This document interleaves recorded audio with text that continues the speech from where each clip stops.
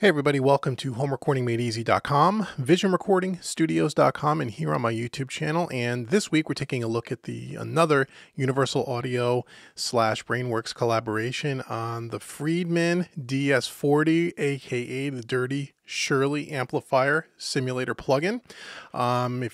This comes as part of the Friedman amp collection. If you go back and look at last week's video, I did a short little sneak peek at the BE100. This is that comes in this collection, as well as what you're looking at here, the DS40. So it comes as two plugins in two amps. And again, just like the BE100, Friedman has been making boutique style amplifiers for quite some time. The BE100 is more of a Marshall style. This one's a little bit more of a modern sounding amplifier. And again, the hardware version is a fairly expensive piece of gear and it sounds wonderful. And Universal Audio, along with Brainworks, has done an excellent job recreating that in plug-in format. So let's take a look at the layout here. It's laid out very, very similar, almost identical to the BE100 with a few less features on it on the front panel. So if we take a look over here in the bottom left-hand corner, we have the power toggle button. We have the indicator light. We have a presence control, bass, middle, treble, master, and gain. And then we have a low input and a high output toggle switch here. No other voicing type switches and toggles and such as we had on the BE100. So it's a little bit more stripped down. If you click on the effects rack button, this section is laid out exactly the same as the BE100. We have over here in the top left-hand corner, we have a noise gate. Okay, we have right next to it, we have high and low pass filters, which we can choose pre or post or bypass them completely. Okay, for both the low cut and the high cut. Underneath that, we have our recording change, which again, if you were to click this down, they've done an excellent job in going ahead and using some of the best cabinets known to man as far as speaker cabinets go, and pair them up with different high quality microphones. It's just a whole slew of them here. As you scroll down, you can see a whole bunch of different speaker cabinets. So for example, at the top, we have a 1x12 Friedman cabinet with a dynamic 57 with no EQ. That would be a Shure M57 as in flat with no EQ, and then we have a 1x12 with plus EQ. Okay, so we'll just choose the first one for now. So what you can do is straight away out of the box, you can just choose a bunch of recording chains and you can kind of see what cabinet and combination of microphones you like, and then you can tweak the amp from there. You can also do this as opposed to scrolling down one by one with your mouse and clicking through the different cabinets. You can click on this auto mode and you can choose 1, 2, 3, 4, or 8 bars worth, and what it'll do is it'll flash. For example, if we put it on 2 bars, you'll see every 2 bars, you'll see the recording chain will advance to the next preset, if you will. So this is a good way when you're not sure what kind of tone you'd like for your dry recorded track. You can go ahead and you can audition things very quickly without having to do everything with a mouse. This is a nice, convenient way to sit with your guitar and strum along and play the part, and you can audition automatically the cabinet and microphone choices, and then to turn that off, you just click auto again.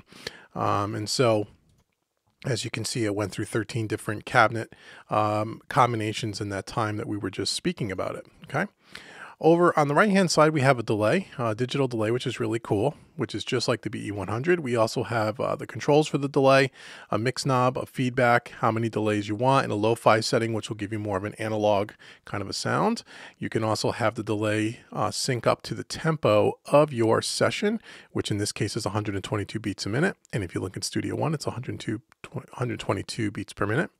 You can also use the tap tempo, or you can just manually dial it the way you want. So that works out really well as well. And then underneath that, we have the input gain, which we can either turn off, or we can bypass the preamp altogether.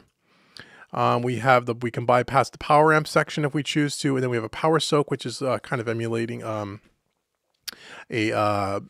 attenuator, or like a hot plate. So this will just kind of emulate what a power attenuator would do. Okay, so that's the basic lay of the land here. So what we can do is we're playing back the same piece of music we've been using for all the Universal Audio guitar amp sims, so you can kind of compare apples to apples. And we're just going to go ahead and start from the beginning here. And first thing I'm going to do, so I'm just going to cycle through some of the presets here. Oh, I failed to mention again up here, if you click on the down arrow, you have all these presets that they created as well. So not only can you choose different recording chains as we spoke about a moment ago, but you can also now choose a whole bunch of presets where they've kind of pre-selected the recording chain for you and then tweak the EQ to taste. So why don't we start off just by doing just that. We'll just start with the 1x12 on preset 1, and I'll just cycle through these, and we can listen to the different presets that are available.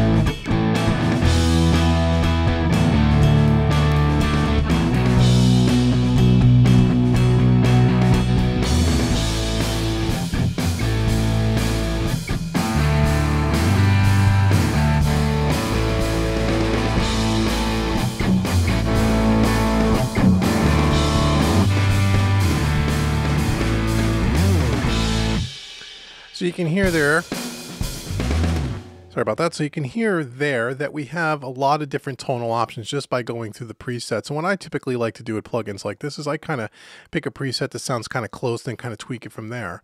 But if we go back to our default setting and we just kind of set everything at 12 o'clock here, what we'll do is I'll just play this back again, and I'll just tweak the knobs here on the front of the amp so you can see the extremes of too much or not enough of each one of these controls just to see what the amp can do. And right now, again, we're on the low output setting, okay, and we're going to use, we'll just use this standard old 1x12 Friedman, or actually we'll go to a 4x12. Let's go to a 4x12 with a dynamic Friedman 4x12 with an SM57 emulation. And then what we'll do is I'll tweak the EQ here so you can hear how musical this actually sounds.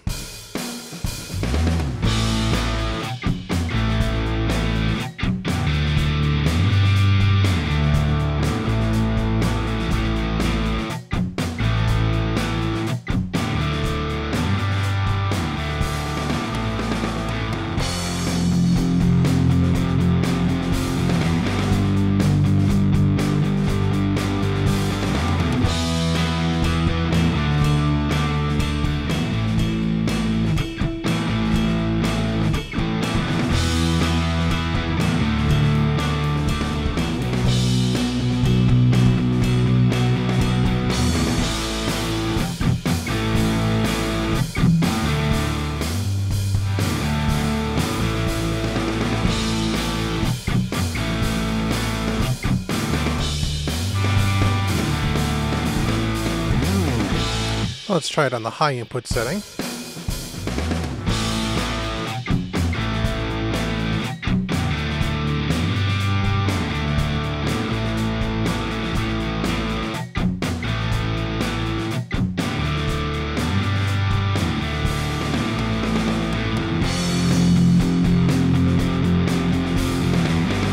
Here's the low setting.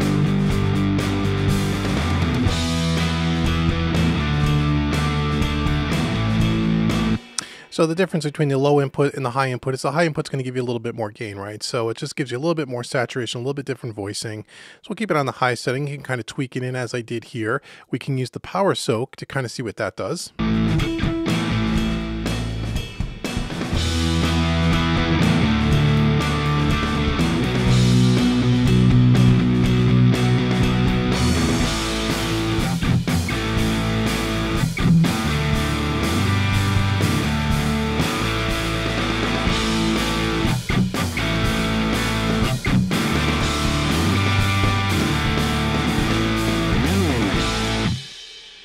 So you can hear there by just using the low cut and high cut filters how we can get rid of some of that muddiness because we have a bass guitar in this track and kind of clean it up and let the guitar kind of poke through the mix a little bit more. So it's laid out exactly as I said as the BE100, just with a few less options as far as voicings. You don't see any toggle switches and such underneath the EQ section like you do on the BE100. But it's a very versatile plugin, and again, I think they've done a wonderful job here emulating this, and this is a wonderful collection to have, and I would recommend you checking it out. And if you have a universal audio system, obviously you can go out and you can demo these things for 14 days for free. And that's what I kind of recommend that you do. And I think you'll find that it's a very useful plugin, and it sounds wonderful. It sounds just like the real thing. And again, and if you're using a Universal Audio Apollo interface, you can use this as part of the Unison technology, where you can go ahead and you can record through this amplifier, through the Dirty Shirley, into your DAW using their console software, which I've showed you in some other videos. So not only can you record your guitar through this amplifier and either print that tone to the DAW, or in the console software, you can monitor the sound of the amplifier, and you can choose to just record the dry track, so you can pick and choose your tones later, like we kind of did in this video today.